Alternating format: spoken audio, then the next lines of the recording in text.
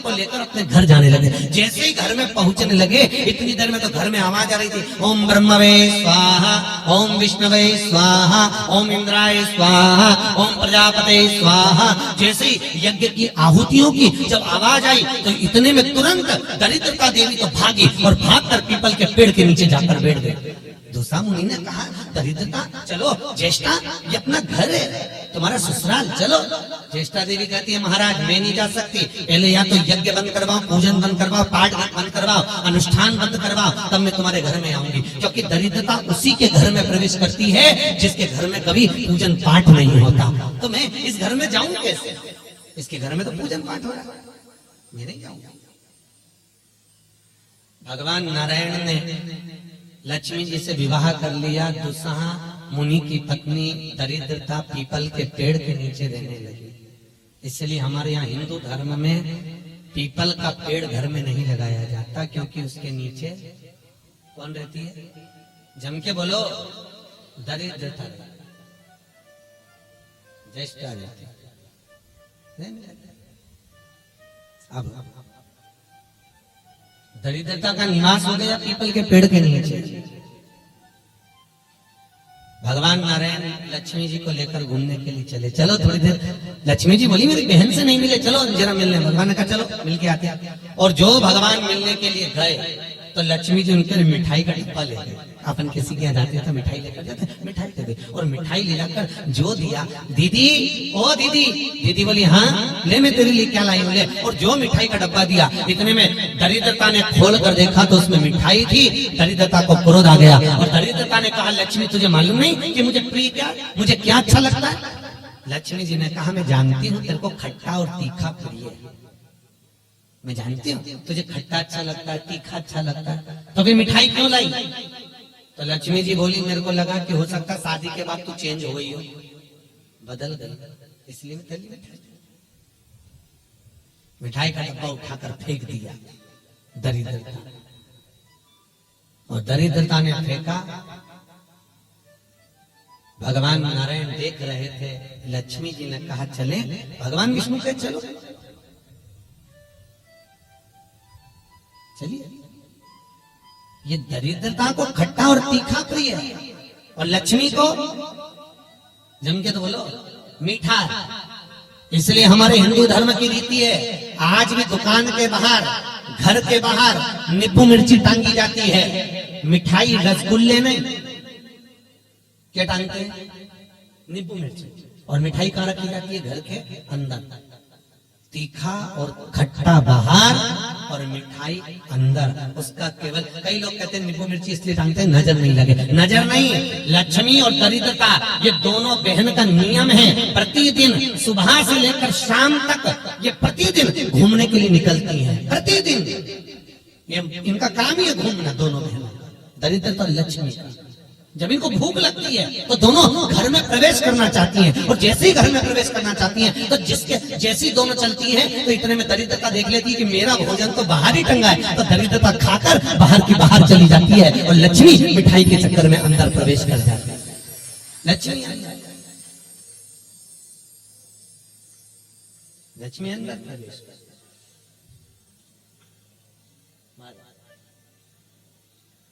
इसलिए आज भी नींबू और मिर्ची हमारे यहाँ शास्त्र रीति है महाराज, 4 चीजें बेटी की विदाई में नहीं देते।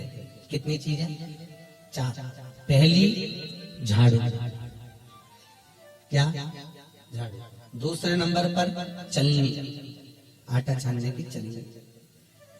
दूसरे नंबर पर चलनी, तीसरे नंबर पर सुई और चौथे नंबर पर अचार की बरनी। बेटी की विदाई में नहीं दी जाती। अगर ये 4 चीजें बेटी की विदाई में, माँ बाप ऐसे होते हैं कि कुछ सोचते ही नहीं, मेरी बेटी जा रही है, रख दे अचार रख दे, तो माँ भी इतने प्रेम से अचार की बरनी भर भर के रख देती है। उनको समझाओ, जिसके घर में ये 4 चीजें मायके की चली जाती है, सुई, झाड़ू, चलनी और अचार, उसका घर फूटने में देरी नहीं लगती महाराज, याद रखिए।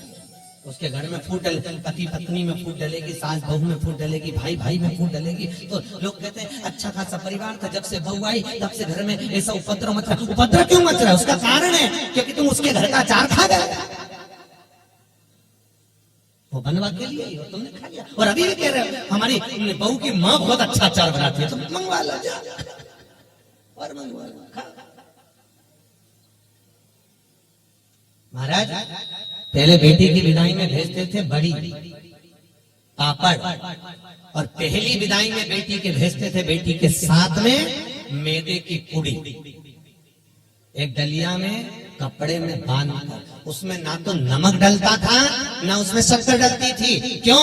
क्योंकि वो बेटी के विदाई में मैदे की पूड़ी इसलिए दी जाती थी कि हमने ये पूड़ी एकदम फीकी भेजी है, अब चाहे तुम इसमें नमक डालो चाहे इसमें शक्कर डालो, हमने तो हमारी बेटी को तुम्हें दे दिया, एकदम सीधी मैदे की पूड़ी की तरह भेजी है, अब तुम इसमें चाहे कपट भरो चाहे प्रेम भरो, तुम्हारी मर्जी है, हमने तो दे दी। कन्यादान करे और हम फिर हमें कहीं हमने तो देना चाहिए, इसलिए बेटी के साथ में मैदे की पूड़ी भेजी जाती है।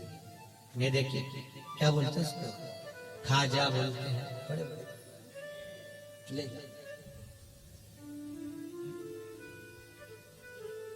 खट्टा तीखा नहीं देते। अब तो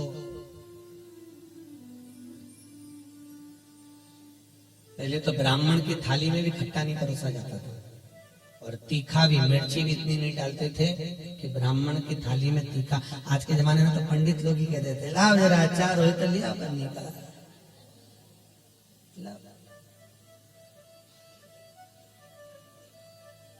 पितरों के जो देवता हैं, किनके देवता? पितरों के। पितरों के देवताओं का नाम है आर्यमा। क्या नाम है? आर्यमा। काय पर बैठते हैं? कौवे पर। काय पर बैठते हैं? कौवे पर।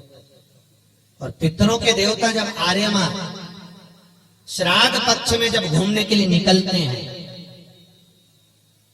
तो उनके भोजन में केवल एक मीठा ही दिया जाता है।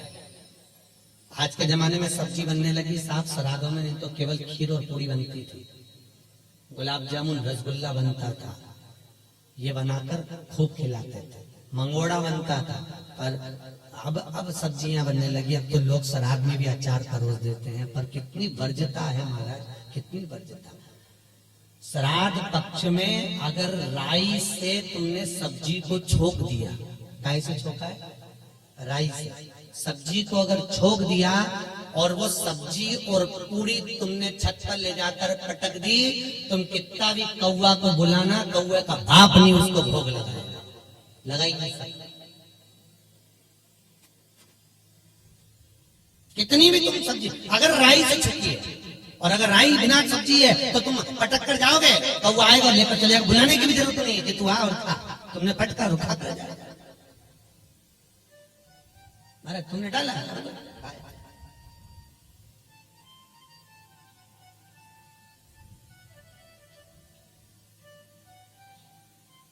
उसको। हमारे यहाँ शास्त्र दरिद्रता को खट्टा और तीखा प्रिय है। इतने में भगवान जाने लगे। लक्ष्मी जी ने कहा हमारी बहन से मिलने के लिए आए, कोई वर दीजिए। भगवान नारायण ने कहा लक्ष्मी आज शनिवार का दिन है, जिस दिन लक्ष्मी और नारायण दोनों इस पीपल के पेड़ के नीचे आए हैं। सुन दरिद्रता देवी, इस पीपल के वृक्ष के नीचे जो शनिवार को दिया लगाएगा वो लक्ष्मी और नारायण को अपने घर ले जाएगा। इसलिए शनिवार के दिन पीपल के वृक्ष के नीचे दिया का प्रमाण है महाराज। और सुन दरिद्रता देवी, तेरे पेड़ के नीचे जो खाली हाथ आएगा तू उसके घर में प्रवेश करेगी, और जो भरे हाथ से मतलब पानी का लोटा ले जाओ, कंकु ले जाओ, चावल ले जाओ, रोली ले जाओ, कुछ भी, जरा सी शक्कर ले जाओ, गुड़ ले जाओ, आटा ले जाओ, और पीपल के पेड़ के नीचे कभी खाली हाथ मत जाओ। अगर तू खाली हाथ कोई आया तो तू उसके घर में प्रवेश कर। दरिद्रता देवी बोली ये तो तूने अपने अपने मन की बात कर ली लक्ष्मी, मेरा क्या पीपल के वृक्ष के नीचे। इतने में तुरंत भगवान बोले तू बोल तुझे क्या चाहिए। दरिद्रता देवी बोलती है 7 दिनों में एक दिन मेरा होना चाहिए पीपल के पेड़ के नीचे। भगवान ने कहा मांग ले, केवल एक रविवार का दिन इस पीपल के वृक्ष के नीचे मैं अपने पति को रिझाने के लिए नृत्य करूंगी, और अगर कोई रविवार के दिन पीपल के पेड़ के नीचे आएगा तो मैं उसके घर में हमेशा के लिए जाकर विराजमान हो जाऊंगा। भगवान ने कह दिया तथास्तु। इसलिए केवल एक संडे का दिन ऐसा होता है जिस दिन पीपल के पेड़ के नीचे दिया नहीं लगाया जाता, बैठा नहीं जाता, प्रणाम नहीं किया जाता, परिक्रमा नहीं लगाई जाती। केवल जिनकी दीवालों पर कहीं पीपल लग जाता है ना, किसी किसी के घर में लग जाता है दीवालों के ऊपर, तुम कितना भी पीपल उखाड़ना वो वापस लग जाएगा, फिर उखाड़ो फिर लग जाएगा। और पीपल उखाड़ने का भी एक प्रमाण है, अगर पीपल को उखाड़ना है तो केवल एक रविवार के दिन दीवाल के सामने जहां से पीपल उखाड़ना है वहां पर नींबू और 7 मिर्ची रख दीजिए और उसके बाद पीपल को उखाड़ दीजिए और नींबू को वहां पर काट कर छोड़ दीजिए। उसके बाद कभी दीवाल में पीपल लग ही नहीं सकता उस स्थान। अगर एक बार आपने उखाड़ा और उसके बाद नींबू मिर्ची मार दिया, क्योंकि वो खाकर अपना भाग ग्रहण कर कर दरिद्रता चली जाती है, उसके बाद पीपल वहां नहीं लग सकती।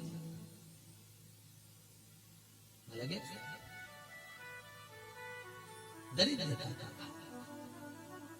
शास्त्र कह रहा है भगवान जितने स्वरूप में विराज रहे, भगवान ब्रह्मा जी कह रहे हैं ये नारायण का मस्तक का है, इनका चरण का है। भगवान विष्णु बोले ये मेरे भगवान, ये मेरे पिता है। और पिता के मन के बात को जानना, पिता के भाव को जानना, पिता और माता को पहचानना, ये बहुत कठिन बात है साहब। दुनिया का कोई व्यक्ति अपने माँ बाप को नहीं जान सकता। जब तक जिंदा है तब तक लगता है ये मेरे हैं, उसके हैं, ऐसा करा वैसा करा, माँ ने ऐसा करा, बाप ने ऐसा करा, परिवार ने ऐसा करा, कुटुंब। अरे भाई चले गए, उसके बाद में फिर रोते हैं, भोग लगाते हैं।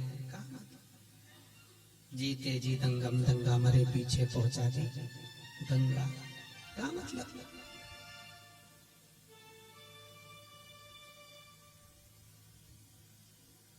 बड़ा बच्चा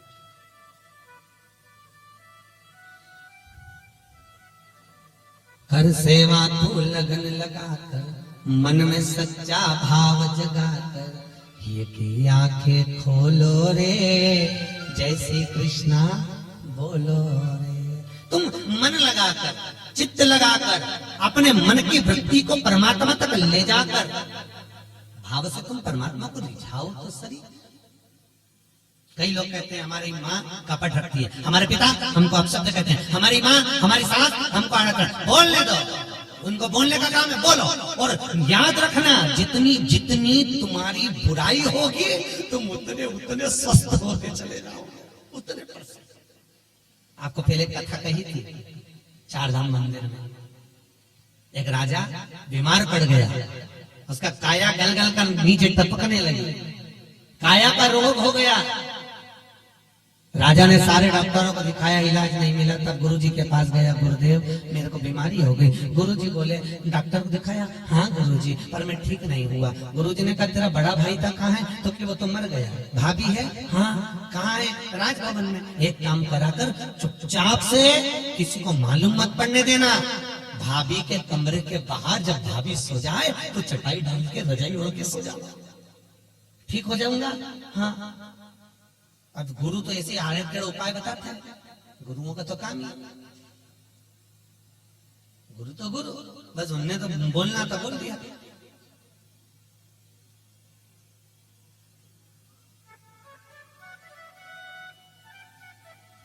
तो गुरु तो गुरु। महाराज भावसर जी, यहाँ सागर के पास में एक गांव है, वहां पर एक महाराज जी रहते हैं, और किसी को सांप डस लेता है ना, तो भले वो हॉस्पिटल में पड़ा हुआ, सांप डस ले और वो फोन पर उनसे बात करा दो महाराज से, वो महाराज वहां से कुछ नहीं कहते, केवल गाली बकते, लपक के उसके कान में, और 15 से 20 मिनट में सांप का जहर उतर जाता है। अब गुरु तो गुरु,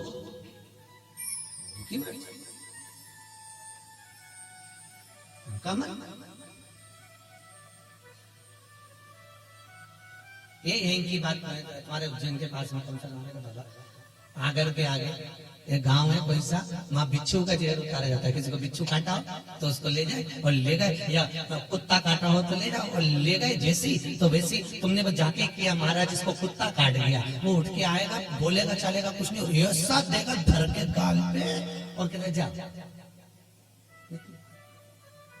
अड़भंग। गुरु गुरु अड़भंग, ये गुरु का दर्शन कर रहे हैं। एक अड़भंग होंगे। हम भले ना मिले हैं पर उनका स्वरूप कह रहा है कि अड़भंग होंगे। जा कर ले, मैं बैठो, जा। गुरु है, अड़भंग है। सोचता नहीं, गुरु केवल बता देता है जा ऐसा कर ले। वो गुरु गुरु होता है, उसके जीवन में उसने जो भजन करा होता है उसका प्रताप की पुण्यता देता है वो कि तू कर। गुरु जी ने कहा भाभी है, हाँ, उसके कमरे के बाहर जाकर चादर डाल के सो जा। गुरु जी उससे ठीक हो जाऊंगा, बिल्कुल हो जाएगा, चल तू सो। सोया। एक नौकरानी ने देख लिया, राजा तो भाभी के कमरे में जाके सोता। बताओ भाई भाई मर गया तो इतना खोला राजा। उसने दूसरी नौकरानी से कहा, दूसरी तीसरी से कहा, तीसरी चौथी से कहा। पूरे नगर में बात हो गई कि राजा इतना कपटी इतना खोला कि भाभी के कमरे में जाके सोता, भाई मर गया। पूरे नगर में बात हो गई, लोग थू करने लगे और राजा का शरीर एकदम बढ़िया चकाचक हो गया, एकदम बढ़िया। राजा नारियल लेके गुरु जी के पास गया, गुरुदेव मैं ठीक हो गया। पर गुरु जी मैं ठीक हुआ कैसे ये तो बता दो। गुरु जी ने कहा अरे राजा तेरे पाप इतने बढ़ गए थे कि तेरे शरीर से टपक टपक के गिर रहे थे।